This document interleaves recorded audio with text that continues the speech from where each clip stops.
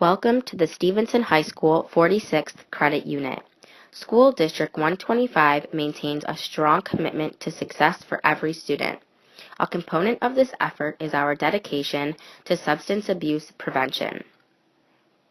The 46th credit is one of the strategies we use to provide all Stevenson students with coordinated substance abuse awareness and prevention education. The unit consists of information on the topics of alcohol, nicotine, prescription medications, and illicit drugs. While most patriots participate in this unit during their Stevenson health class, we offer this electronic version for transfer students and those with special circumstances. It should take approximately 15 minutes and will include several questions for you to answer along the way, so please pay close attention to the material as we go. To start, let's identify a few key terms that will help us as we move forward. Experimentation refers to first-time use and/or experiencing the effects of drugs or alcohol. More regular use occurs after experimentation. This may include using on weekends. Use can be either in social situations or alone. Daily preoccupation is when someone uses substances often or even every day. Their life changes and starts to revolve around use. This may mean that the majority of their friends use, and a significant amount of time is spent thinking about using, seeking or obtaining the substance, using, and recovering from the effects. At this stage, the person may no longer have an interest in activities or people that were once important to them.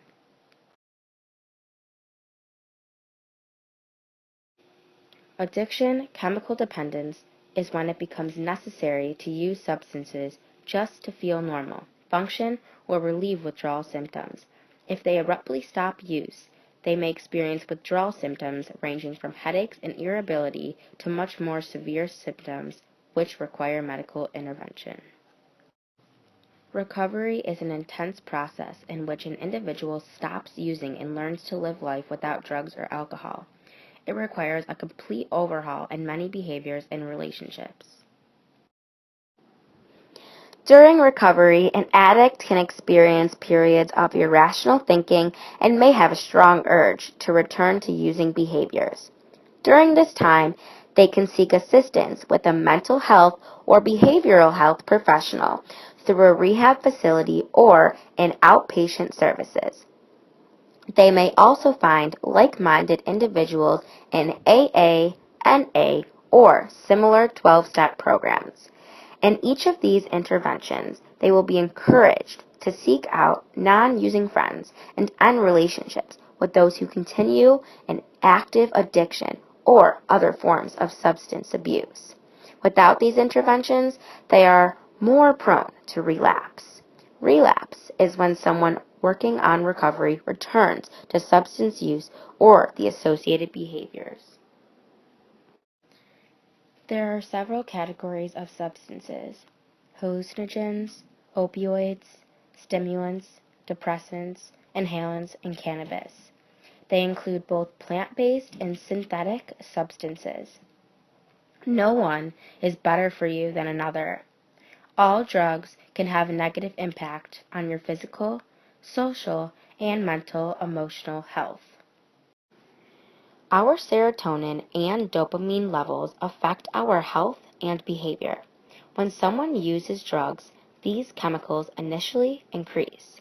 This reinforces the desire to use again.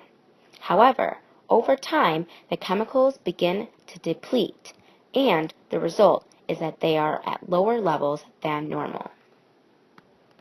In some cases, even after someone stops using substances, they do not regain normal levels of either chemical in their brain.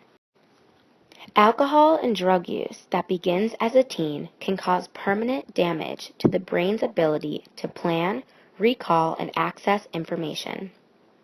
Specifically, alcohol and other drugs can have a negative impact on white matter, neuron connections, memory, and learning because the teen brain is still developing.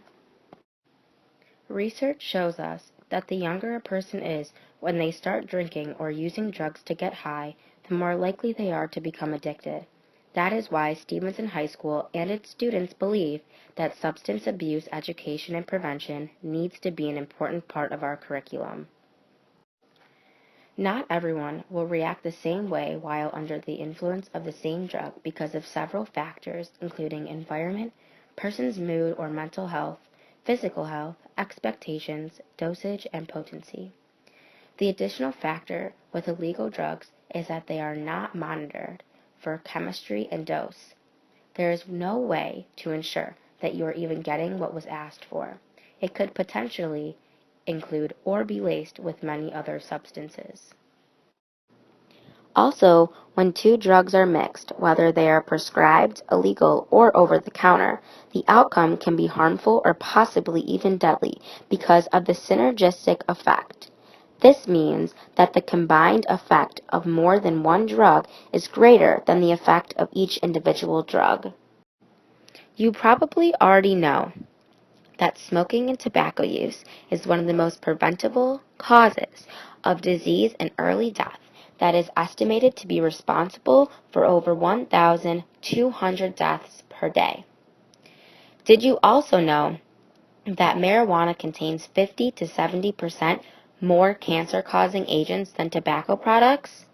Some teens mistakenly think that it is safe because it is plant-based, but they forget that tobacco is a plant too.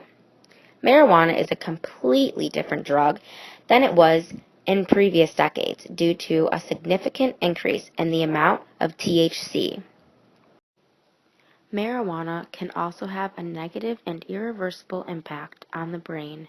It negatively affects mental health, motivation, brain development, and athletic performance. It has even been shown to decrease IQ by up to 8 points. Though Illinois allows for medical marijuana through the Compassionate Care Act, the guidelines are very strict. There is no such thing as a prescription for marijuana because the American Medical Association, FDA, and the federal government do not recognize marijuana as a medication.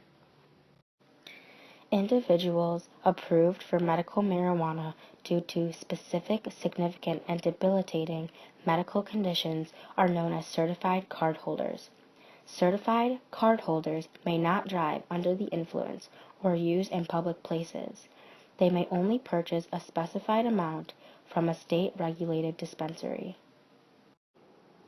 If students are prescribed a medication by your doctor or need over-the-counter medications during the school day, we are required to bring them to the East or West nurse's office before the school day starts.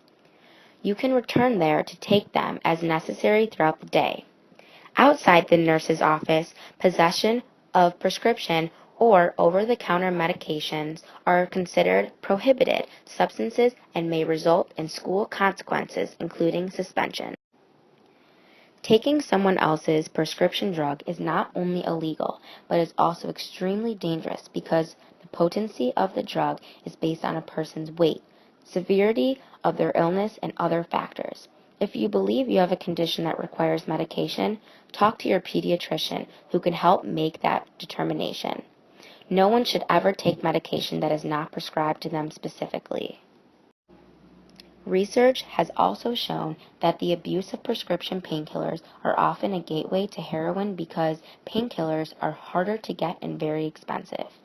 Heroin can be cheaper and more readily available in nearby areas. It becomes an alternative for someone who is struggling with addiction. Both prescription painkillers and heroin are extremely dangerous and can both lead to physical dependence. Other than the physical, social, and mental/emotional consequences already mentioned, there are disciplinary consequences as well. Stevenson has very clear rules regarding substance use. If a student is caught under the influence or in possession of a prohibited substance at school, their belongings, locker, and car can all be searched. A first offense includes a mandatory suspension that can be reduced by participating in an approved drug treatment program. Subsequent offenses or distribution or sale could result in much more severe consequences, including expulsion.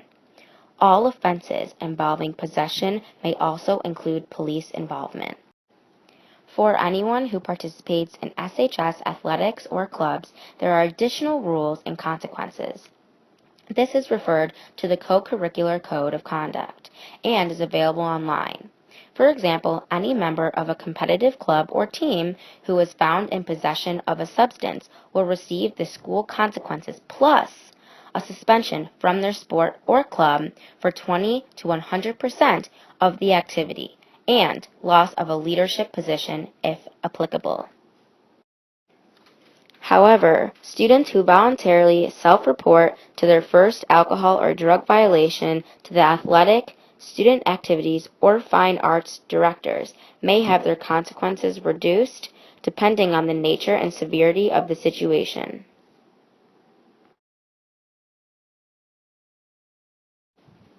Jenny decides to throw a party at her home to celebrate her 17th birthday. Her parents allow it because she promises that there will be no alcohol or drugs. One of her friends decides to sneak alcohol and marijuana into the party and shares it with others. Scenario 1. Jenny's friend Megan is so intoxicated that she is throwing up and can barely stand. Jenny takes her to her room, puts her in a cold shower, gives her coffee, and then puts her in bed to sleep it off. Question: what should Jenny have done? Answer: check for consciousness, call 911, and care for Megan until help arrives.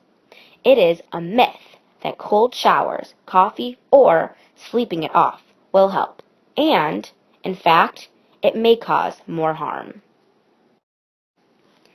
On the way home, one of Jenny's friends, who chose to drink and smoke, gets into an accident that results in great bodily harm to others.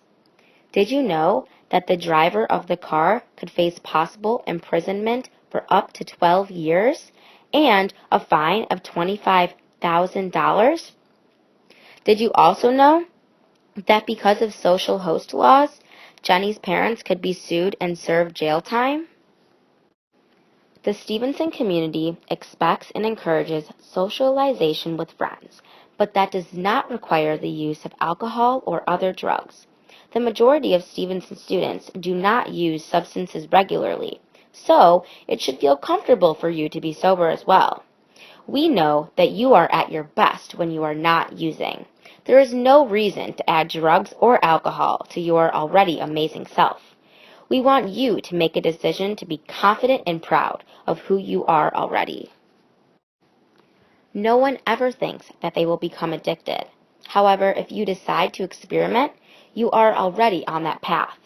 To prevent experimentation, you can talk openly with your family about their expectations regarding drugs and alcohol, and select friends who share your views on non-use. It is also good to have a couple of refusal skills or strategies ready. You can simply say, "No thanks," or "I'm good." Most Stevenson students will not judge you negatively for choosing not to use. The vast majority of us make that decision already. Just look at how many of us there are members of Catalyst, our drug prevention club. If you have an interest in joining Catalyst or a concern related to substance use in yourself, another student, or a family member, stop by or email Dr. Cortese in Gold Student Services. She will be happy to help. Thanks for taking the time to participate in the 46th credit. You should be notified of your results shortly.